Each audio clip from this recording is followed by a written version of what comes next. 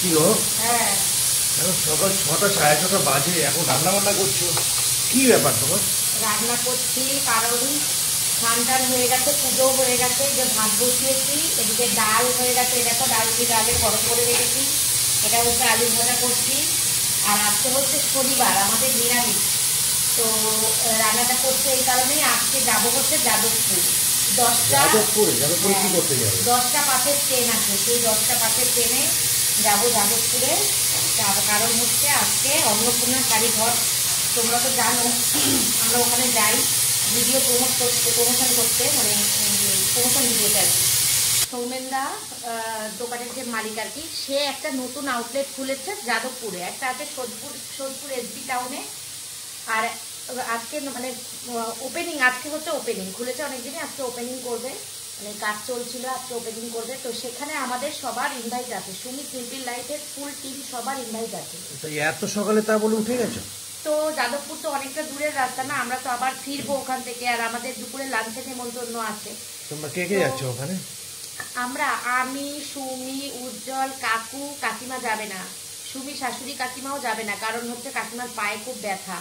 আমার ছেলে যাবে, রিয়া যাবে, কৌশিকের ছুটি আছে, কৌশিককে বলেছিলাম আজকে যাওয়ার কথা, ও বলছে না আমি যাবো না, আমি যাবো না, আমার লজ্জা করে, কি জানি কিসের লজ্জা করে।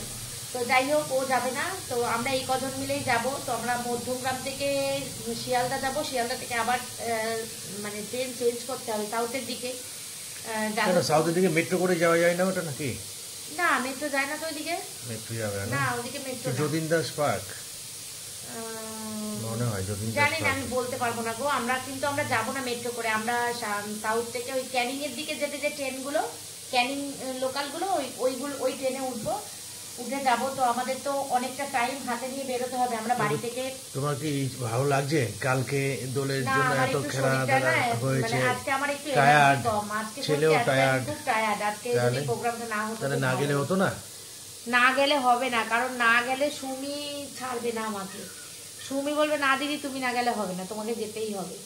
তো যাই হোক, যাবো, কষ্ট হচ্ছে আজকে, ভালো লাগছে না আজকে যেতে, কিন্তু তবুও যাবো, যেহেতু এটা আমাদের কাজের মধ্যেই পড়ে, তো কাজ তো করতেই হবে, যতই কষ্ট হোক না কেন। সাকসেসফুল মানুষরা সবসময় চিন্তা করে যে কি করে মানে কাজটা ঠিক রাখবো, তো আমাদেরও সেটাই করা উচিত। জীবনে সফল হতে গেলে নিশ্চয়ই কাজের জায়গাটা ঠিক রাখতে হয়। আর সব থেকে বড় কষ্ট হচ্ছে শাড়ি পরে যাওয়াটা, কিন্তু আমাদের এইসব জায়গায় শাড়ি পরেই যেতে হবে। শাড়ি পরে চুড়িদারে হবে না? না, চুড়িদার কমফোর্টেবল না, শাড়ির দোকানের প্রমোশন, তো চুড়িদার প্রমোশন ভিডিও না, আজকে আমাদের ইনভাইট আছে। তো এই শাড়িটা বের করেছি একটু হালকা পাতলার মধ্যে, এই শাড়িটা পরে যাব। আর কিছু সাজবো না, সাজতে আমি পারিও না, আমার সাজতে খুব একটা বেশি ভালোও লাগে না। যাই হোক, যেটুকুনি সাজি সুমি পাল্লায় পরে সাজি। যাই হোক, চলো ভিডিওটা এই পর্যন্ত রাখছি, আর ওখানে গিয়ে অনেক ভিডিও শেয়ার করবো তোমাদের। আর আজকে আমাদের মতন ওখানে অনেক অনেক অনেক ইউটিউবার আসবে, তাদের সাথে সবার সাথে দেখা করব, ভিডিও করব, কথা বলবো, আর তোমাদের সাথে শেয়ার করবো। তো চলো আজকের মতন টাটা।